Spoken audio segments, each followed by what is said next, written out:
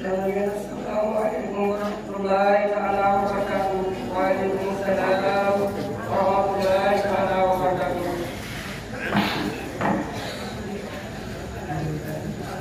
الحمد لله رب العالمين.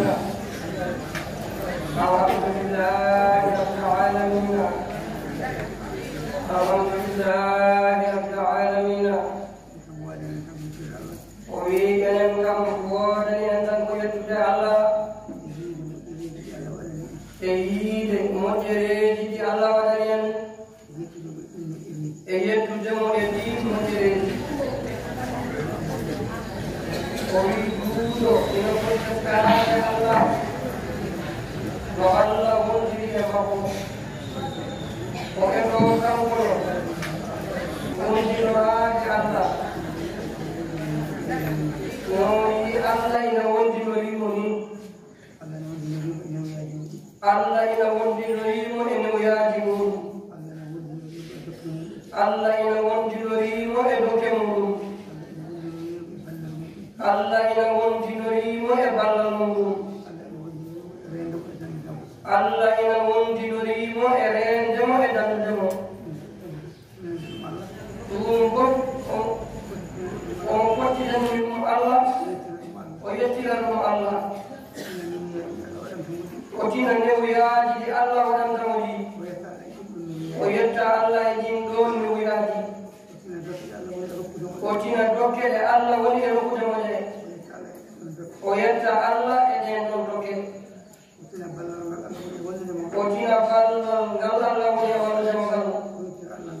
o yettira Allah ngal ballal o tina ko Allah woni e dandude mo e rende mo ko e yamde e geɗe ɗe kawrani e geɗe ɗe kanani e geɗe ɗe kawrani ɗe kanani yande e makko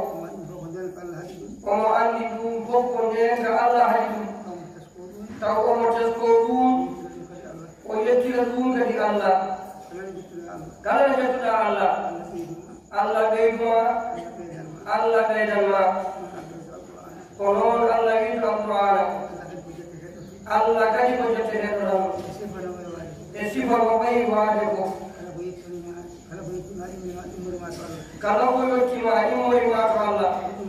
no ɗum wayi waade ko to hawri e fitanuma ina welma ka jettowo Allah tan ko ɗum poɗɗa watte so tawi waɗani ɗum aɗiɗema ko immorima to Allah hawranani fitanuma welanima ha joni dey wodanma tan ko yettude Allah ko ɗum Allah winnanoma goɗɗo wawa falade ɗum koye makko tan duttoroɗa mawɗoɗa mo jettako juuɗo ko noon foti wondirde Allah to mo yetta Allah tan o seerata e ɓeydade Allah wi wala in sakartum la azidannakum kala ne jettuɗon mi wondi mami ɓeydoon mami ɓeydanon nde o juuɗo jiɗɗo ɓeydade woto seeɗe jettugol Allah e kala no alhaali waywade o wi en jetti Allah tabaraka wa taala no Allah waɗirani en ni en jettimo e ɗen ɗon dokke en jettimo e ɗin ɗo nemaji eɗen ñaagimo e moƴƴere makko e njurum ndeeru makko e barke nelaaɗo makko sallllahu alayhi wa sallam eɗen ñaagimo e o ɓeydan en ɗiɗo nemaji yo ɗiɗo nemaji sabu barke nelaaɗo makko sallllahu alayhi wa sallam o wi neɗɗo nde kadi yettat sababu kala sababu ko dañirɗa moƴƴere aɗa foti yettude on sababu ndeɗo moƴƴere noon en jettiri sababu o konne ko moƴƴere nde yetti e men ko sababu jotto bondeɗo moƴƴere e men ko ceerno men Seydou El Hadji Mouhamadou Saydou radiallahu taala anhu en jettimo en duɓanimamo yo Allah yo mo jobbi moƴƴiri kanko e seere men makko jobbiji o haa jiniɓe to makko sabu barke Allah e nelaɗo mum sallllahu alayhi wa sallam sabu barke alqur'ani alayhi o wi en fof eɗen nganndi to rewni sababu haa keɓɗen ko keɓɗen ko haa mbaɗen no mbaɗen ni sababu o ko tinnade diine he gollirde ɗum deftere Allah e tinnade e sunnanelaaɗo Allah sallllahu alayhi wa sallam etaade hen kaaddi bawɗe muɗum e yerodirde e yamirore nde ko ɗeɗo geɗe toppitaade ɗe woni sababu mo eɗen mbiya ɗum hokki en ko hokki en ko o wi ɓurɓe wi so jubbol lamminima nde pinda kala wuɗi hen ndefam enen noon ko ngolɗo jubbol lammini en tinnade e deftere Allah gollirade e diine mum e sunnanelaaɗo Allah sallllahu alayhi wa sallam e to hen kaadi bawɗe mum e yerodirde e yemerore nde ɗum woni jubbol lammingol e mum ɓeydoɗen tinnade e tafide e ɗum ɓeydoɗen tinnade e wonde e ɗum ɓeydoɗen tinnade e moƴƴinde ɗum e kadi e ɓeydade rentade ko weñiɗe ɗo geɗɗati ko weñi lowde e deftere Allah ko waade gollirde deftere Allah ndentoɗen ɗum weñi sunnanelaaɗo Allah sallllahu alayhi wa sallam ko gollude aadaji e bidaji e rewde belaɗe fittali mum e kawrani e sunnanelaaɗo Allah sallllahu alayhi wa sallam ɗum e ndentoɗen ɗum e rentade waade yerodirde e yamirore nde surade e yamirore ko ɗon nden kaka woni so Allah wallima a heeƴi e sunnanelaaɗo Allah sallllahu alayhi wa sallam a haaɗi ɗon a yaltani e sunna he a ɓeydani hen kadi aadaji e bidaji a jaɓi a yerodiri e yamirore nde gonata tan ko kisto jeeniɗo yo Allah wallu en tabide ɗum sabu barke Allah e nelaɗo mum sallllahu alayhi wa sallam o wi ena ɓuri wondude neɗɗo noon so aɗa haalane ko nafatuma taw aɗa heɗo ɗum keɗagol jiɗɗo naftorade so haqqille ma woni e ko kalanteɗa ko darndema nde jaɓi heɗade ko kalanteɗa ko tan a nanat nangol naftoragol ma a jab ma a gollu sa waɗi noon tan ɗum nafma Allah wi tabaraka wa taala o wi nelaɗo sallllahu alayhi wa sallam fadakir fa inna zikra tanfa'u lmuminina siftin julɓe ɓe saako diine l'islam siftinade Allah tabaraka wa taala siftinade deftere Allah siftinade sunnanelaaɗo Allah sallllahu alayhi wa sallam siftinade moƴƴonirde hakkude maɓɓe e koye maɓɓe e jokkonirde e ndam e reentade tikke hakkude maɓɓe e taƴodiral hakkude maɓɓe sa'a fof siftinde ɗum inna zikra siftingol ngol tanko mu'minuna sikala gom yimɓe Allah ɓe kam ɓe naftoto ngol ciftingol ɗum noon woto seeɗa e ciftinde kala nde ciftinɗa gom yimɓe Allah ɓe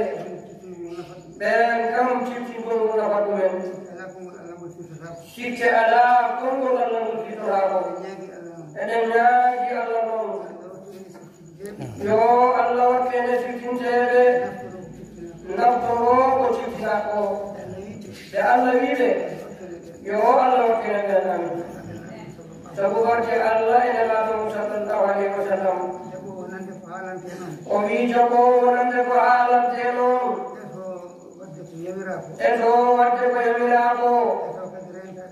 e to kadi rentade ko haɗako ɓen de Allah ina mantiɓe ɗo alqur'ana o wi fabashir ibadi alladhina yastami'una alqawla fayattabi'una ahsanahu weltin jiyaɓe am heɗotoɓe konngol ɓe kalane ɓe ndewino ko moƴƴi e konngol he ko ɓe ndewa ɗum o wi ɓen waɓe noon kala konngol ngol ɓe nani eɓe ndewino konngol ngol kala ko moƴƴi e makol ɓe eto rewde hen Allah wi jiyaɓe am waɓeni ɓe weltinɓe on ko weltinirtaɓe ulaika alladhina hada Allahu ɓen dey woniɓe Allah fewni ɓen woniɓe Allah fewni ɓen Allah suɓi woni fewɓe faaɓe e muɗum yo Allah wakkene ɓen ulaika hum ulul albabi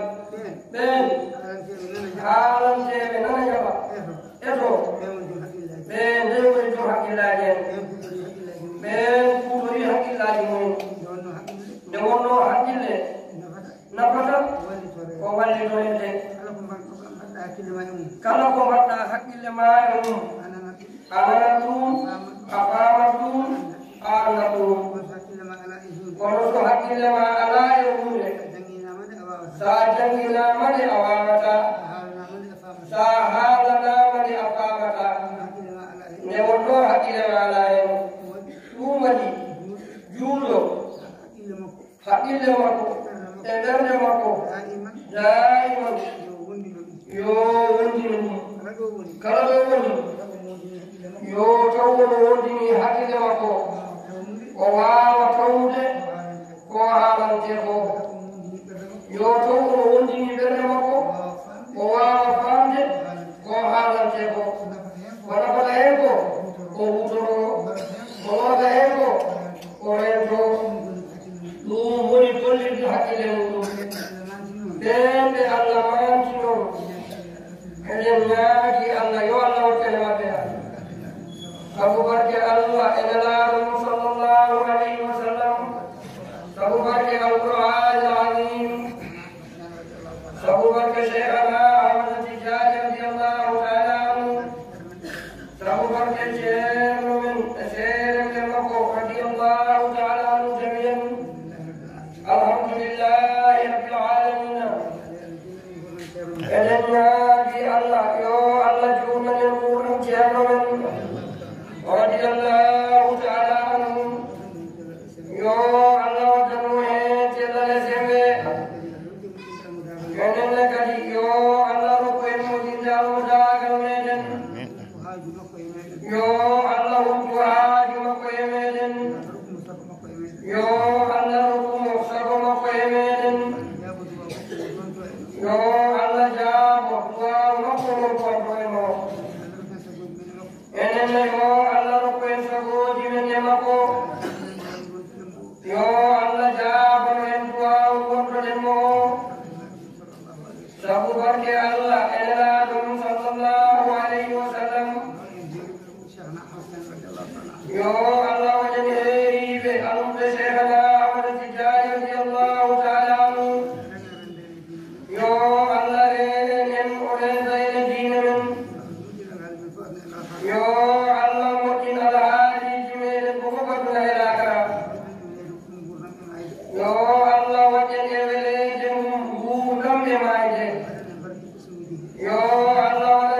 barke ɓe duuji he yo Allah ɓeydanen peewal o pewnanen ɓe duuji ɗi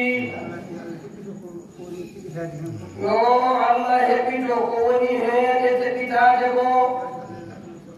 sabu barke Allah ene laaɗum sallallahu alayhi wa sallam yo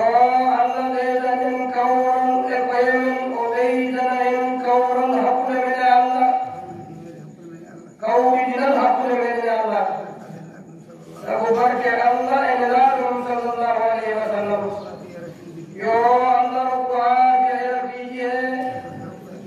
yo Allah rokku aafiya e rabiiji he sabu barke alqur'an al-azim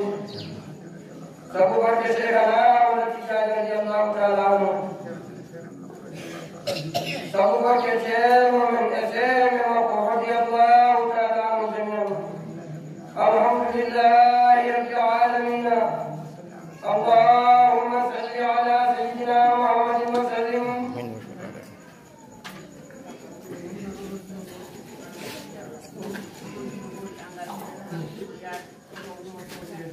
وَكَيْدُمْ يَرْتَدِي وَيَرْتَدِي وَنَائِلَ يُمْتِنُ وَكَوْمُ وَنِسَبَابُ وَوَنْفُمُ وَمَحْشَاكَ دُونِلًا إِنَوَاي بِيْتُولِ وَفْضِي جون الله ولي وجه وجه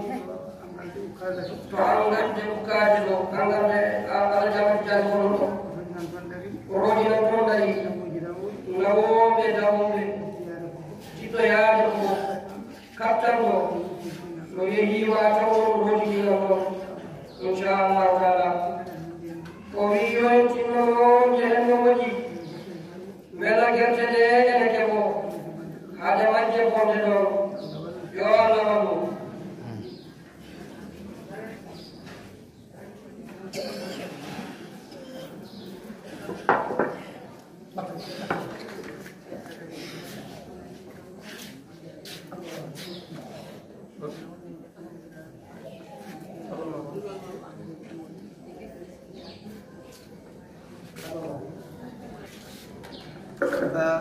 bieba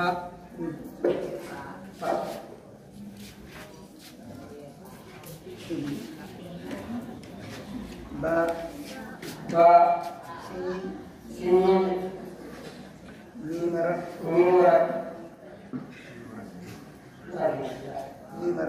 mimara alif lam صغير ألف لام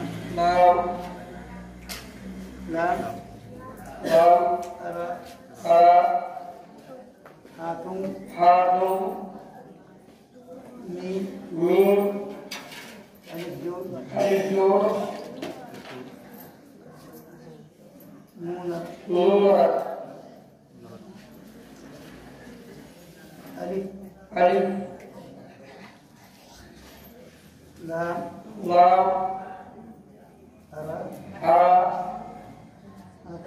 هاتون جبريا ميمار فاتحة الفاتحة